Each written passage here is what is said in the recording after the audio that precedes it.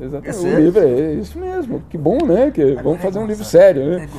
Eu cheguei em Genebra no ano 2000 e o principal foco era a cobertura ainda de OMC, em termos econômicos, principalmente que a OMC naquele momento era vista como uma entidade que poderia ser a organização internacional que corrigiria as regras do comércio. Do comércio. Exatamente, que poderia trazer vamos dizer assim, uma política externa desenvolvimentista para o Brasil, abrindo portas, etc, etc.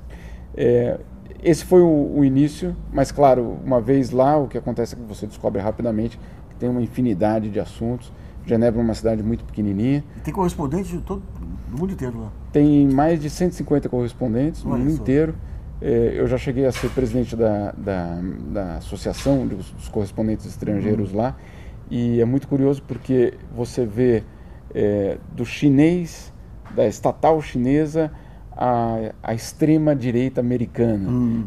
E todos ali, porque tem a ONU, tem as entidades internacionais, mas também tem os bancos, e aí tem todas as entidades esportivas. Né?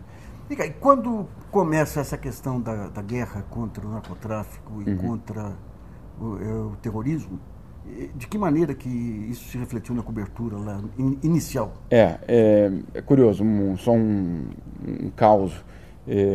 Logo que aconteceu o ataque nas Torres Gêmeas, no dia seguinte, a cidade descobriu que o irmão do Bin Laden morava em Genebra. Olha só. Não só que ele morava em Genebra, como ele era o financiador do Festival de Cinema de Genebra, das atividades culturais de Genebra, etc.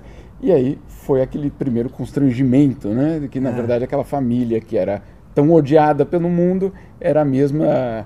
Eles não tinham ligações com a família Bush, que surgiu na época? É difícil saber ter uma constatação final, mas dizer que eles eram desconhecidos não era o caso. E dizer que a família era desconhecida das autoridades europeias também não era o caso. Né? Se o próprio irmão era um dos grandes, vamos dizer assim, fazia tanta filantropia artística na Europa. Eu digo isso pelo seguinte, que a cobertura mudou radicalmente. Primeiro dos jornais europeus, também da imprensa europeia, descobrindo que o problema não era americano, não era no Oriente Médio, o problema existia e é um problema, vamos dizer assim, global. Né? Agora, também teve uma outra leva, que foi a mais recente, que é da guerra da Síria, que mudou de novo a cobertura do terrorismo, porque o terrorismo, a guerra na Síria passou a acontecer também na Europa. Primeiro pelos refugiados, porque é um impacto direto da guerra ainda no continente europeu, e depois com ataques terroristas. E aí eu sempre me pergunto, sim, é um desafio, sim, é uma questão real para os europeus. Agora, o que tem de partido de extrema-direita se aproveitando dessa situação é muito grande. Né? Então, isso é visto na Dinamarca, na Suécia, mas também na França, na Suíça. Né? Então, a cobertura ela é sobre o terrorismo, ela é sobre o crime internacional, mas ela também se transformou de alguma forma numa cobertura diferente da política doméstica. Quer dizer que essa questão da intolerância global surge a partir do fantasma e do terrorismo. Muita gente usou isso como um instrumento. Na Suíça, onde o problema não existe, ele não existe. Ele aparece, se você faz uma sondagem, uma enquete de opinião, ele aparece como terceiro ou segundo preocupação. E você diz, mas ele não existe esse problema aqui. Né? Então, por quê? Partidos, de uma forma muito hábil, muito manipulador, usaram essa ameaça terrorista, essa ameaça para aprofundar hoje a intolerância. Hoje eu digo que na Europa a pessoa que tinha algum traço racista ou de intolerância, ele perdeu a vergonha de ser intolerante. E hoje a gente vê uma reação muito mais, eu não diria saudável, porque isso não é saudável, mas você sabe quem é quem.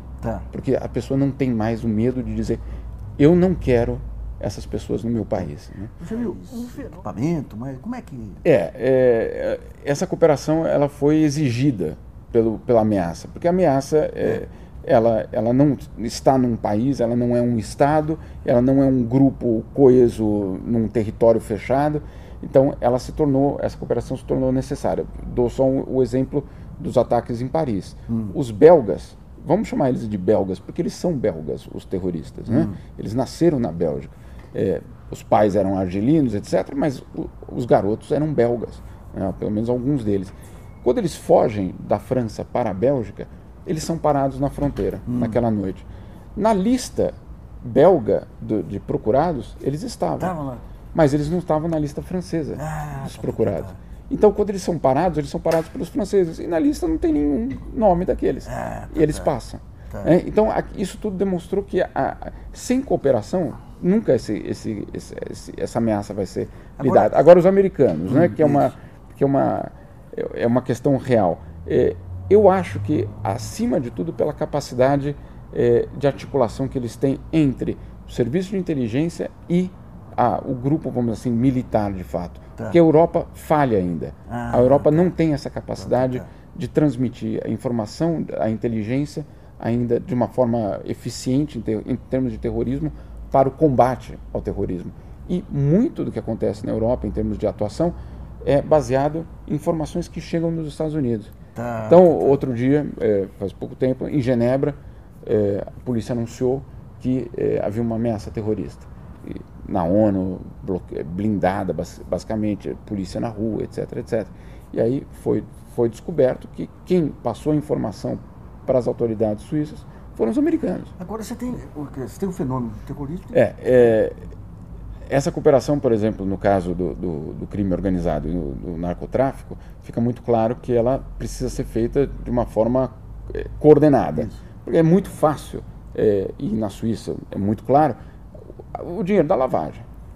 O dinheiro da lavagem na Suíça é uma constante, não é algo pontual que eles tentam mostrar, não, isso foi só um caso naquele banco, naquela agência. Não, é algo generalizado. Os suíços entenderam que se eles quiserem, de alguma forma, preservar o sistema financeiro suíço, eles vão ter que colaborar. Eles vão ter que colaborar, porque senão, nos Estados Unidos, os grandes bancos suíços já são, de uma forma muito clara, multados, o Credit Suisse, o UBS, né? Então, os suíços tomaram uma nova postura. Eu não digo que é uma nova postura, abertura, agora nossas contas vão ser transparentes. Não, não é isso. Mas é um início de uma cooperação nesse sentido. De alguma forma, o combate ao terrorismo acabou ajudando, ou a cooperação no terrorismo acabou ajudando países a dialogar para lidar com outros crimes. O problema é que o crime organizado, ele é organizado, né? Ele consegue identificar lacunas e sair de situações. No caso da Suíça é muito claro, muito dinheiro saiu da Suíça desde que a cooperação começou e foi para outros paraísos fiscais. Então, quando os suíços chegaram em alguns dos casos, a conta estava vazia já. Né? Então, é um desafio para eles mesmos. Eles mesmos colocam, o Ministério Público suíço coloca de uma forma muito clara que eles estão correndo atrás do prejuízo ainda. Né?